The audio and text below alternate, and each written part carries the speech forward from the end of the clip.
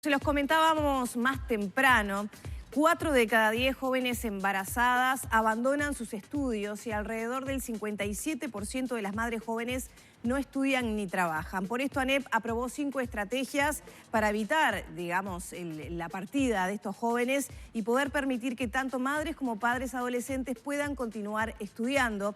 Para conocer los detalles de estas iniciativas es que recibimos a la consejera Elizabeth Ibaldi, a quien le damos los buenos días. Bienvenida. ¿Cómo anda? Buenos días. Buen día. Buen día. Actualmente, ¿cuántos jóvenes padres, madres cursan en los estudios de educación media? Nosotros tenemos en estas estrategias que hemos implementado la atención aproximada de 500 jóvenes, madres, sobre todo madres, la gran mayoría son mujeres, y en los espacios de educación y cuidados, que son 6, están cursando, digamos que estamos apoyando el cursado de los adolescentes, 120 niños. Esa cifra hay que multiplicarla por lo menos por 4, ¿no? Esta cifra sí, es necesario multiplicarla. Nosotros eso es lo que tenemos contabilizado, pero sin duda día a día hay situaciones que se atienden de forma muy personalizada, porque son situaciones de vida que requieren una mirada muy cercana y estrategias muy aceitadas a la situación, y por eso estas estrategias que nosotros estamos implementando decimos que no son excluyentes, sino que son complementarias, ¿verdad? O sea, se pueden adaptar más de una estrategia. Más de una estrategia. Son a medida, digamos. Sí, y además le hemos dado una gran posibilidad de toma de decisiones a los territorios, a los operadores que tenemos en territorio, los distintos organismos que elaboramos esta estrategia, que vale decir que es interinstitucional e intersectorial, porque ha sido un trabajo en conjunto que venimos realizando desde el año 2016, desde fines de 2016, con Sistema Nacional de Cuidados, con el INAU y bueno, y ANEP.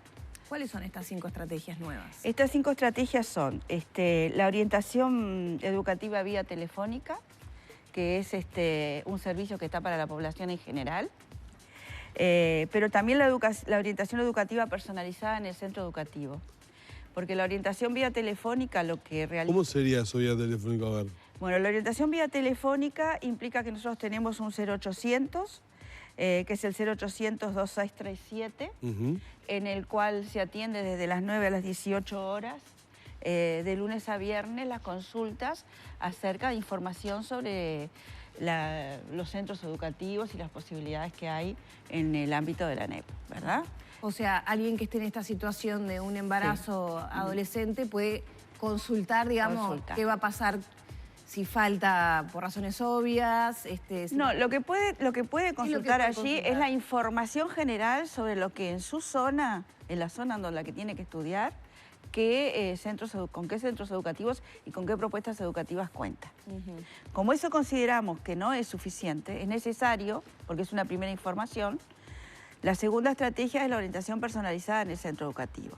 Porque quienes mejor conocen lo que alrededor de una institución de educación media, qué propuestas hay, qué planes, también hay propuestas de aceleración, de cursados más rápidos, ¿verdad? En menos tiempo, son los propios actores de los centros educativos. Incluso esta estrategia plantea que se debería coordinar desde el propio centro educativo si la propuesta que es a medida de ese joven está en otro centro educativo, coordinar con el otro centro educativo y hacer un seguimiento. Y la posibilidad de adaptar a las facultades de ese estudiante o de esa estudiante, sí, el tema digamos, de la propuesta educativa. Claro, esa es la tercera estrategia que ponemos aquí en la gráfica, que tiene que ver con la adaptación, sí, curricular, digamos, ¿no? Pensar justamente cuáles son las posibilidades que tiene esa madre o padre joven o madre o adolescente embarazada, qué posibilidades tiene, qué red de sostén tiene para el cuidado de ese niño pequeño, ¿verdad? Y coordinando con esa red, ¿qué nosotros le podemos ofrecer desde el centro educativo? ¿Qué cursado especial, qué flexibilidad Nosotros como ANEP sacamos en diciembre de 2017 una resolución sobre... Bueno, sobre hay algunos liceos que tienen curricular. una especie de guardería o donde en el cerro creo que había alguna experiencia al respecto, ¿no? Eso es lo que me gustaría informarles, Ahí está. que es otra de las estrategias, que es el ingreso de niños y niñas a centros educativos y a espacios de educación y cuidado. Lo primero es reconocer que nosotros en el ámbito de la ANEP y también con el INAU, con el Plan CAIF, tenemos una red muy importante de centros educativos de primera infancia, educación inicial, que lo primero es, bueno, si el niño ya está cursando allí, o la niña está cursando allí, tratar de adecuar el horario del joven o de la joven a ese horario, Claro. compatibilizar. Hay una coordinación y una contemplación de que Compatibilizar, esa persona Ahí pueda está. estudiar en el horario que tiene su niño en la Claro, guardería. si el niño va a la guardería de la 1 de la tarde a las 5 de la tarde, Claro. que la estudiante en ese caso... compatibilizar el horario, coordinar lo presencial con lo virtual, establecer un recorrido, ¿verdad? Curricular para ese joven o esa joven, que se pueda adecuar al sostén familiar o comunitario que ese joven tenga. Porque, y después sí, tenemos 6 espacios de educación y cuidados. Los 3 primeros se implementaron en el año 2017 como experiencia piloto, en Río Negro, en Yung, en Canelones y en El Cerro, que era lo que El ejemplo ese que yo te citaba. Y después en el año 2018 se implementaron otros 3 más, que son en Mercedes, en 33 y en el Chuy. ¿Y qué experiencia han tenido de esto? La experiencia ha sido muy buena. Tenemos mayores demandas, pero por eso hemos salido con una batería de estrategias, porque la idea no es rodear a todos los centros de educación media de estos espacios, que además les quiero aclarar que se llaman espacios y no centros, porque los hemos pensado con la posibilidad de itinerancia, de poder moverlos. Porque la idea no es generar un apoyo que implique que los jóvenes entiendan o lean que tienen solucionada la posibilidad si surge un embarazo no deseado, ¿verdad? O una paternidad temprana. La idea es que si se visualiza en una institución de educación media esta problemática de un índice alto de embarazo y paternidad adolescente, se pueda trabajar a la interna de los centros educativos también en educación sexual y reproductiva, ¿verdad? Porque la idea con la que salimos con esto y que la preocupación también nos llegó desde las asambleas técnico-docentes de educación secundaria, es poder atender una problemática que nos rompe los ojos, pero de ninguna manera promoverla. La preocupación por el embarazo adolescente o las paternidades... Hay buenos datos de que ha descendido, ¿no? Por eso digo, se tiene que enfocar desde distintos sectores. Se ha enfocado también desde la salud y tenemos la buena noticia de que ha descendido, claro, de que está descendiendo.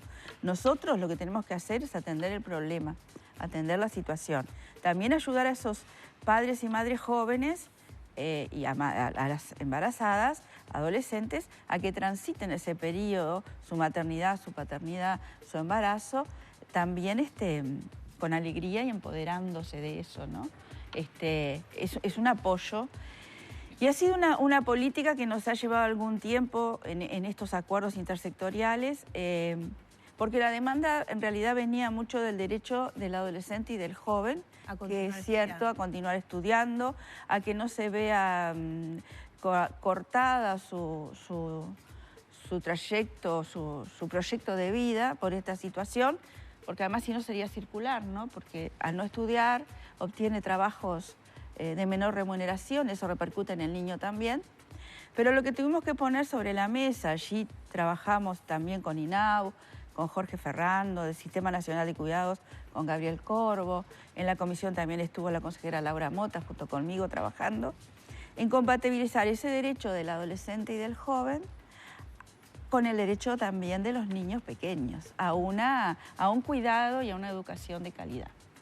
Nosotros hablamos de espacios de educación y cuidado porque entendemos que educación y cuidado son 2 partes de un mismo proceso, sobre todo de los primeros años de vida. Usted decía que en algunos lugares ya no había cupos. ¿Cómo es esa demanda que no puede ser satisfecha actualmente y cuál es el plan para Bueno, para abarcar y que no quede nadie afuera, ¿no? Nosotros, como ANEP, trabajamos con una descentralización, que son las comisiones descentralizadas de la ANEP.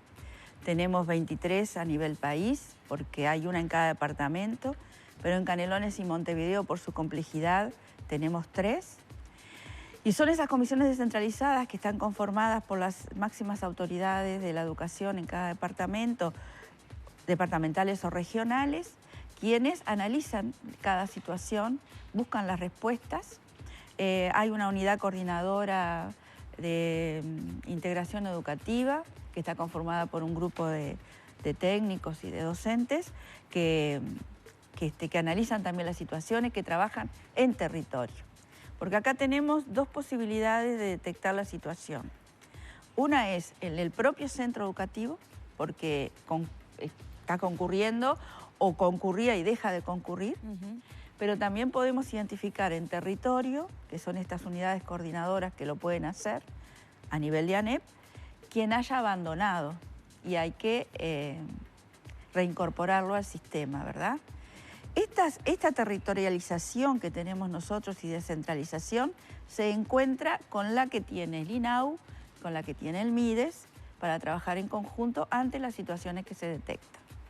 Entonces, como digo, es 1 a 1. Aún tengo que reconocerlo, tenemos situaciones en las que no estamos pudiendo dar una respuesta, pero también es importante plantear que esta hoja de ruta está abierta.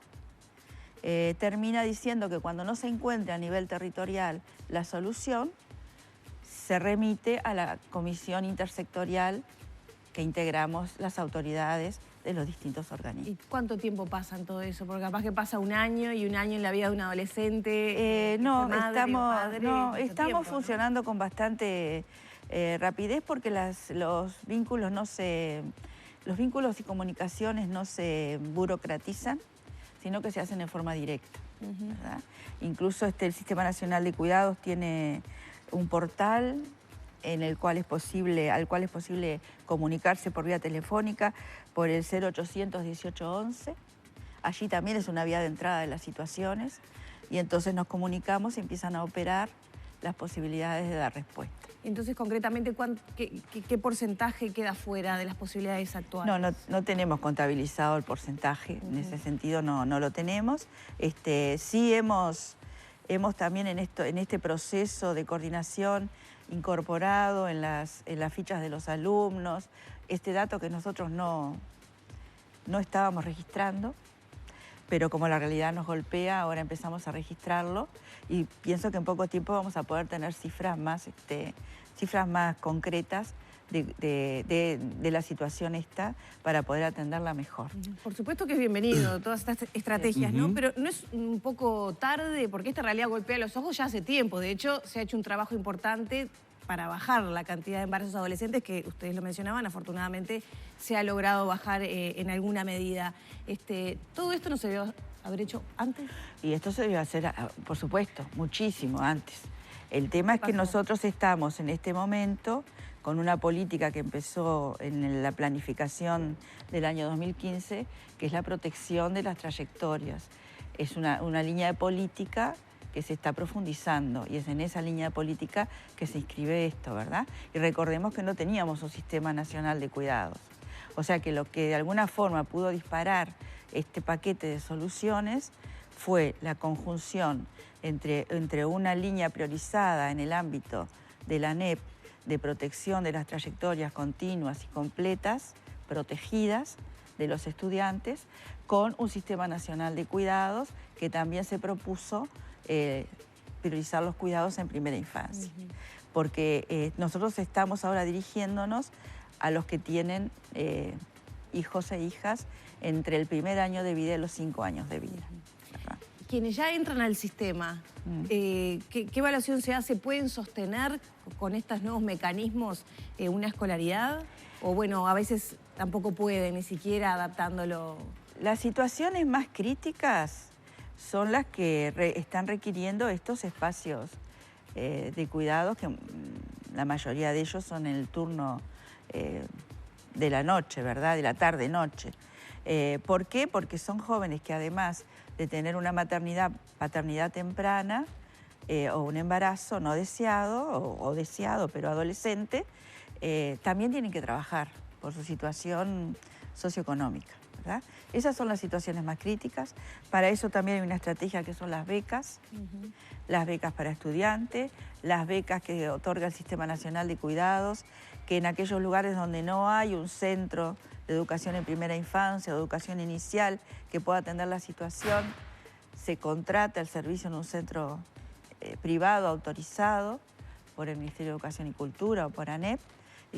Por eso digo, es un conjunto de estrategias. Es muy artesanal y a medida, si se quiere, sí, la solución para cada caso puntual. Es decir, no hay un estándar, por decirlo de alguna manera. Es que no se podría salir con una única estrategia masiva porque las situaciones son muy personales.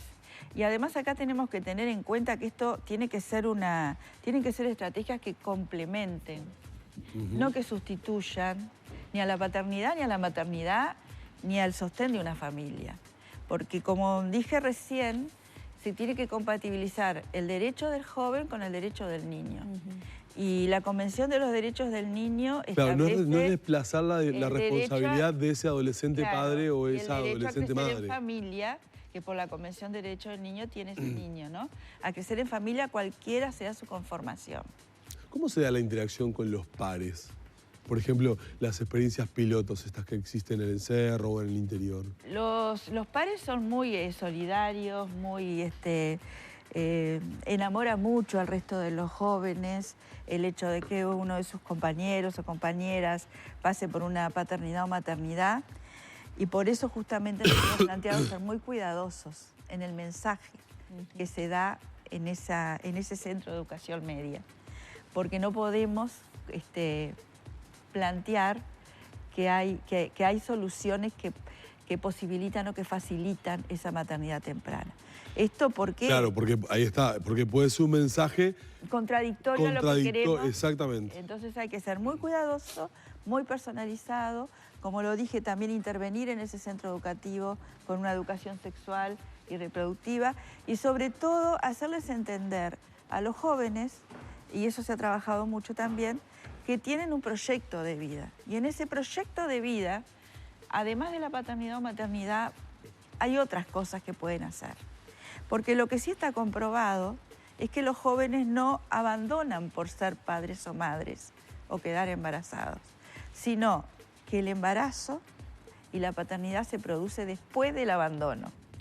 Entonces, esta línea se cruza también con la protección de trayectorias en general. Claro. Si nosotros logramos sostener a la población, ese proyecto de vida que incluye el estudio y culminar los ciclos obligatorios, también va a disminuir el embarazo no deseado, la paternidad, la maternidad temprana. O sea, que el que permanece en el centro de estudios tiene como un proyecto de vida un poco más fuerte y toma decisiones en ese sentido, digamos. Lo que está comprobado es que al abandonar los estudios es que se produce el embarazo.